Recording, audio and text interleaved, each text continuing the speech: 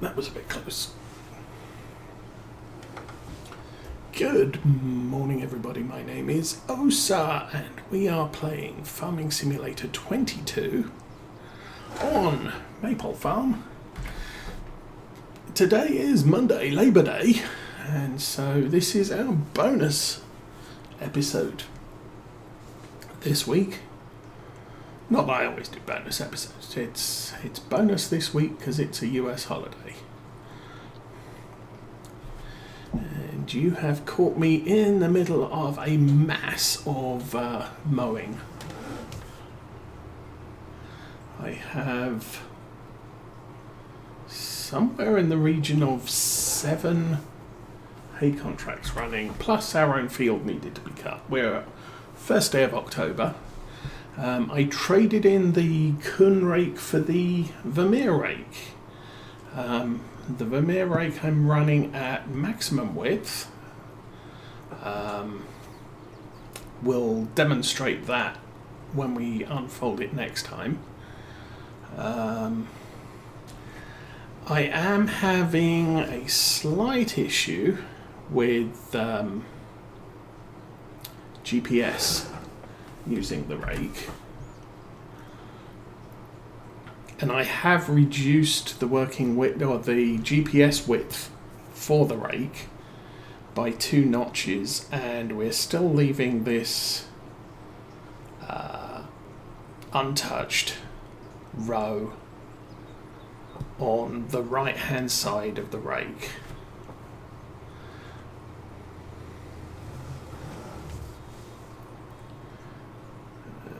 I'm going to nudge that bale and it's just going to all get in the way.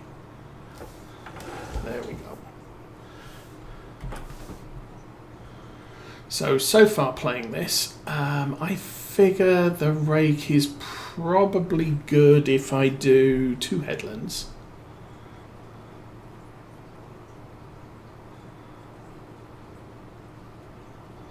Oh, that's not good. Yeah.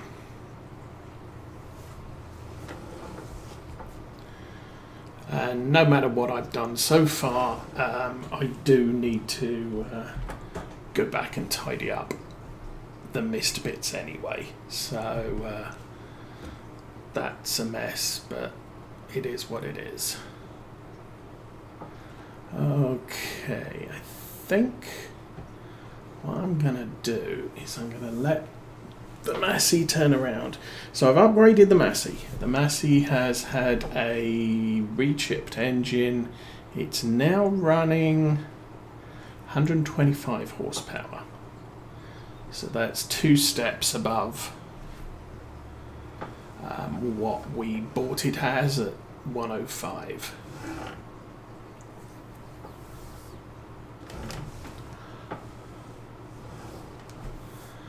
Now, the big noticeable thing with the rake is it definitely doesn't follow the tractor when it's turning. So we just will not get good corners done.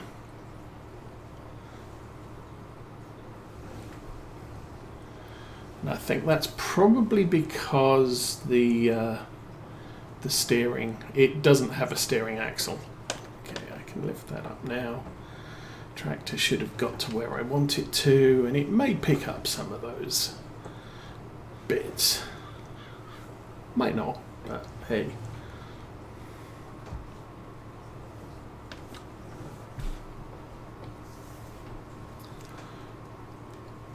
So yeah, with the size of a lot of the fields around here, I'm really not getting...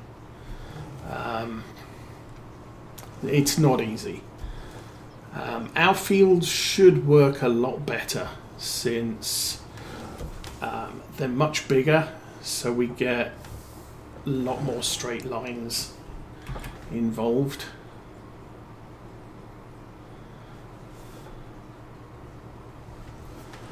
Actually, we'll just chip that off to the side.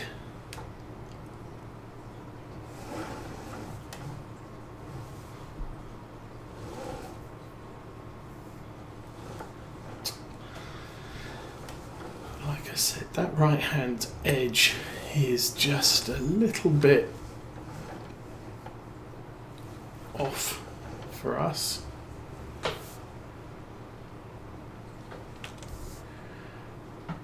still, for the most part, the field is road. And as I said, we're now going to have to jump in the Massey and finish that off properly.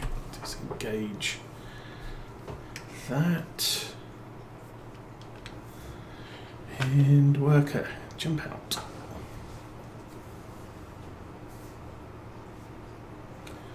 So the nice thing about a follow me worker is when you disengage it, it does not shut down the equipment like a helper. When you're running a helper in a piece of machinery, you send the helper home, he shuts down everything before he goes. So you then have to restart, lower the pickups and everything else. But with follow me, it doesn't do that. So that's a bonus. Probably need to turn up the volume very slightly. And I have my cup of tea brewing. The fish are fed.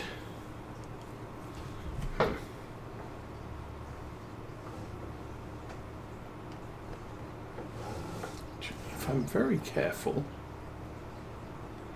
I can push that up to the top and we can back off. Take it to the left. Oh, I was considering running across this top edge as well, just to get some better rows, but I didn't, so never mind. Anyway, let's get this thing baled.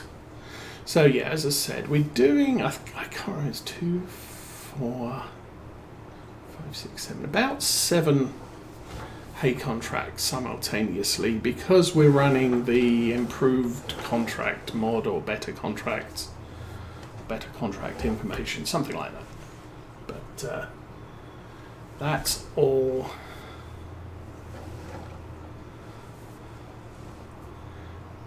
Basically, it allows us to run more contracts and actually tells us how much stuff we need to deliver on a harvesting contract. Do I want to turn my lights on around here? It's 2:42 in the afternoon. We lost a little bit of time today because I was running at times 30 without realising it first thing in the morning.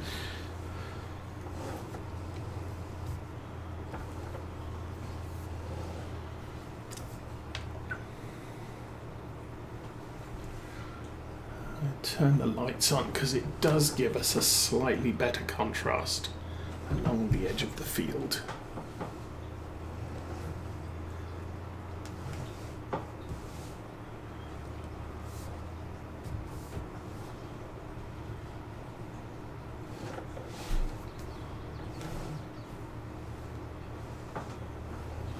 Get that bit there and we'll call that bit done.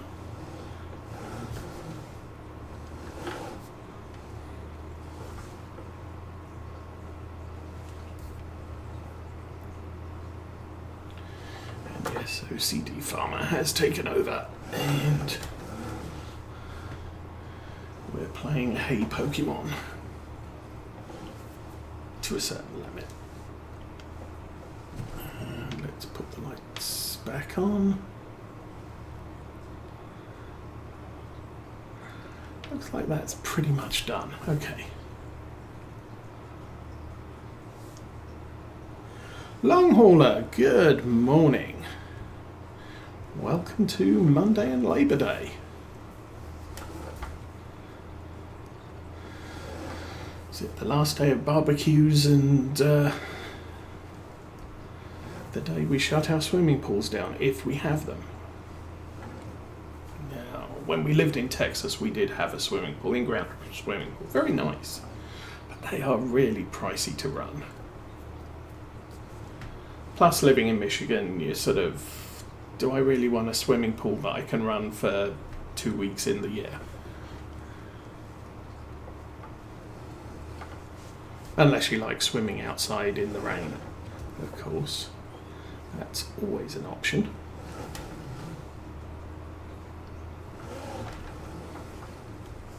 So yeah, even without the engine update, this baler is perfectly within the capabilities of this tractor. In fact, most of our machinery is, except for the hay bale splitter thing. Straw, yeah. The bale racking device needs 105 horsepower, so at 105 horsepower I could run it stationary or haul it around with bales in. At 125 we should be able to run around and actually spray down the cows with straw.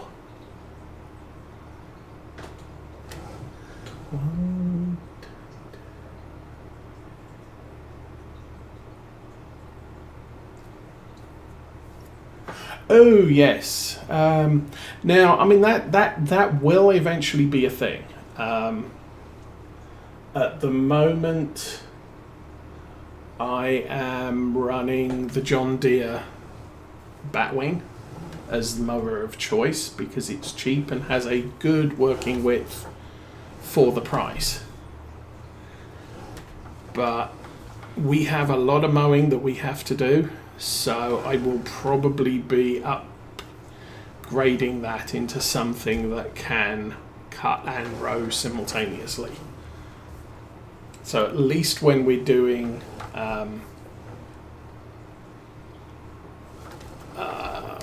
silage bales, I'm cutting and rowing. Obviously with hay you have to ted it, so there's that option.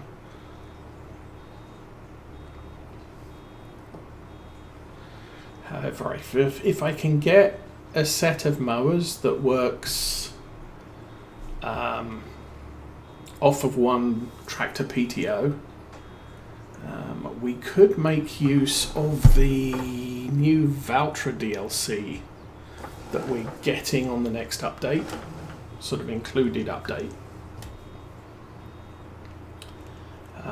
Because we do know that the larger the models, the T, the N,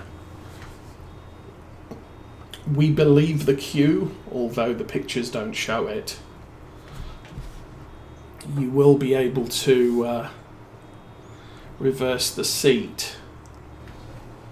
Now when you can attach mower kit to this end of the tractor, face that way, you can always run a tedder on the back, on the front. So something I used to do, I did do in Farm Sim 17 running Valtras, was to oh shoot, I didn't pay attention, we were unloading there. So yeah, the whole mowing in reverse thing, because putting the mowers on the back of the tractor, that's where the counterbalance is to the engine, does mean it's a lot easier to do that, and sticking the tractor in reverse drive does mean you don't have to drive in reverse with all the controls reversed, which can be fun. This does have a really good pickup width. Now I have a bale in the way. And I don't have a bale spike, so we'll just have to roll it. Or get it stuck in the hedge. Yeah, that was a good plan. Okay. And there was quite a lot of grass on the edge of that field, or hay on the edge of that field.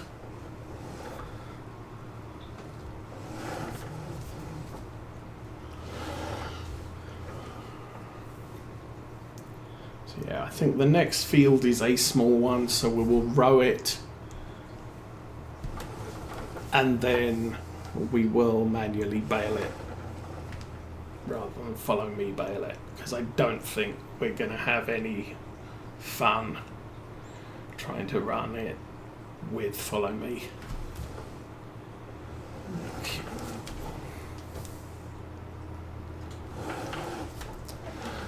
But also using this tractor for this job does mean that we are quite agile, swinging the baler around.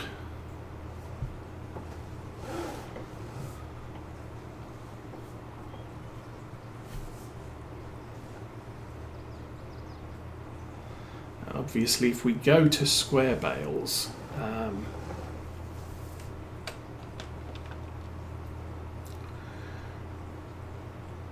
we need bigger tractors for that. So one of the things I was considering, we'll discuss that right now, is store sales. There is this thing which has almost, call it 15 meters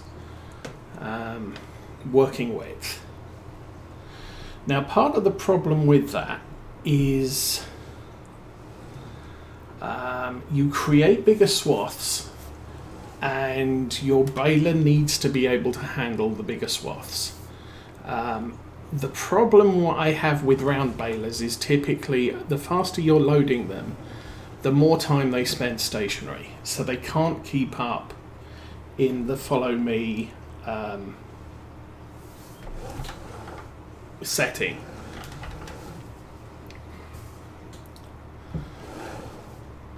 With the rake that we have, we're reasonably able to have the baler keep up with us and stopping occasionally, because it doesn't fill really, really quickly. It's also something that if anybody uses the Vicon fast bale, you'll know that if you're running a big windrower, that fast bale can only run at 1 mile an hour, because the amount of grass it's picking up, it doesn't allow it to exceed. How do we get there? It doesn't allow it to exceed the fill rate to exceed the wrap rate. So it has to be able to finish wrapping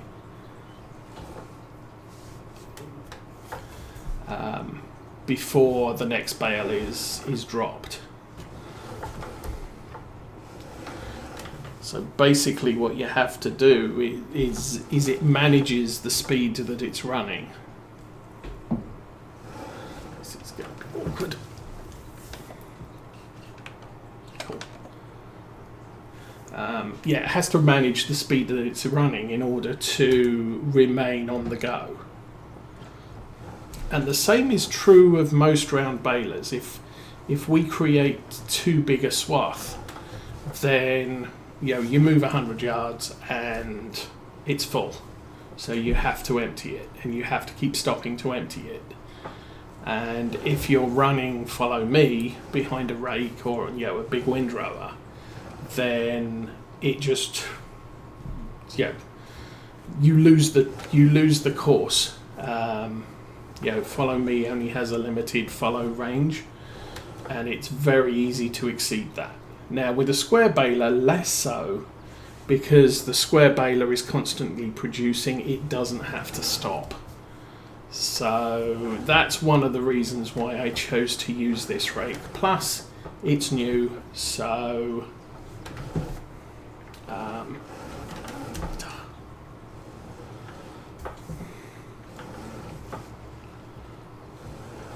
it's new, so we get to play with it for a bit.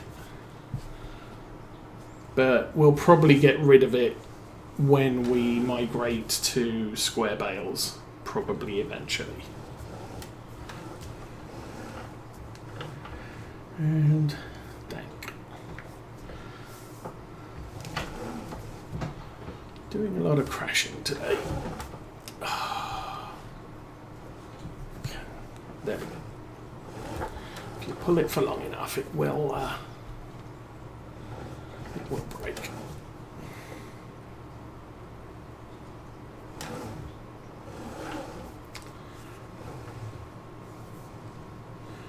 I think what I might do is, once I finish this second lap, we'll go get the baler.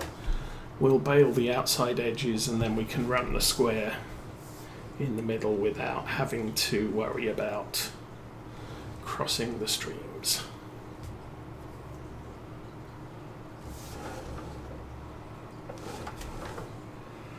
Yeah, I didn't turn on the GPS either. Okay, that should do for now. I'll lift it up, we'll turn it off, we'll turn off the tractor, and we'll go get the baler.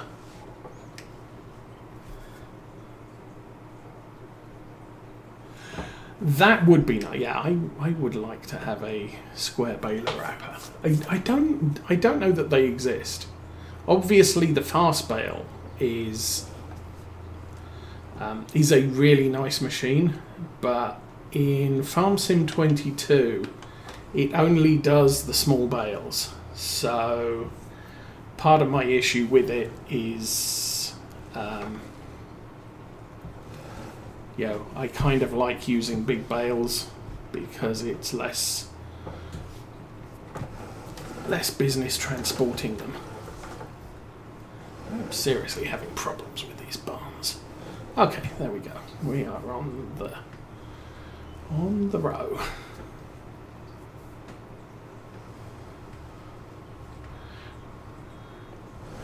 Which reminds me, haven't seen much in the way of Millennial Farmer in the last few weeks.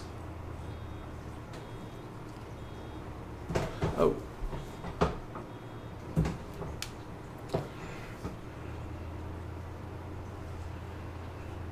But,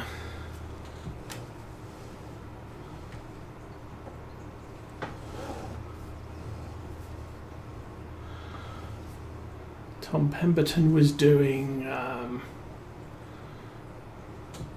cleaning up his yard so he can do some stuff, manure or something. Okay, take it easy. You can see even this working width of this rake is, it doesn't take us long to make a big bale. We're running 180 centimetre bales. So the biggest you can make out of the round balers. And then also using the Anderson extractor for wrapping means you can wrap big bales, which the normal wrappers only wrap small and mediums.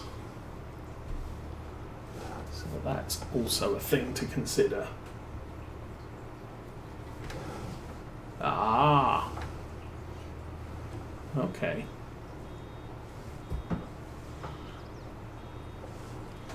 We'll just run straight through there. Ooh, good timing.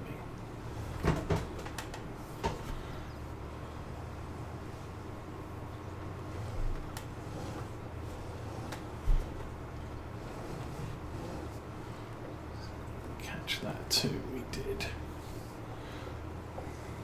Oh, I've still got the lights on.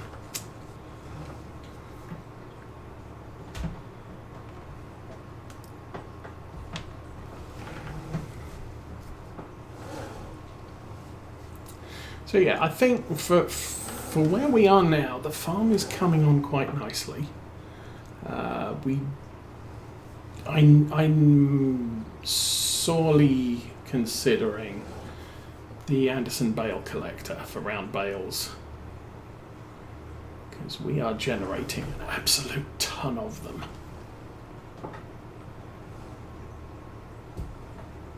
I might not use it much on our farm, but for transport, yeah, just a bit. Okay, stop that there, and we'll get this thing restarted. And now we can row up the rest of this field without worrying about running over the headlands. And that is one of the things I've noticed, and why I have generally turned to using the follow me and needing two tractors, is just because I'll come out, I'll row the headlands, and then I'll go fetch the baler, and I'll bale the headlands. And then once I've done that, I will row the middle. Again, that right hand edge.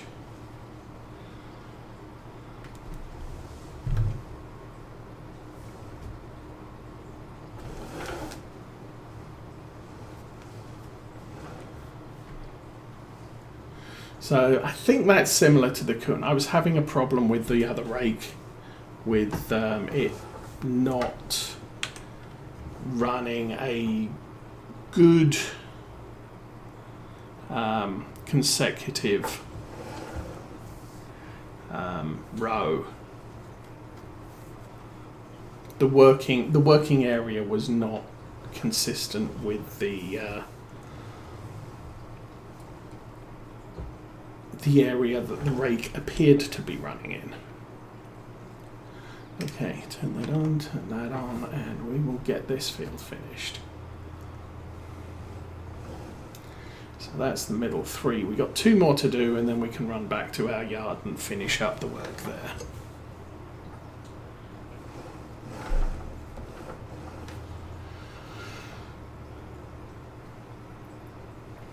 And I must admit, I haven't bothered looking at the variable capacity mod, primarily because these days we have variable capacity balers, so I didn't see the mod being as useful as it has been in the past. But also, the other issue that we do have is collection and auto-load equipment generally work well with in-game settings and frequently don't play well with excuse me, I'll just fish my tea bag out. Don't play well with some of the variable mod stuff. So I have to be very careful when I add a mod to the playthrough that I don't break something. Go get that bit.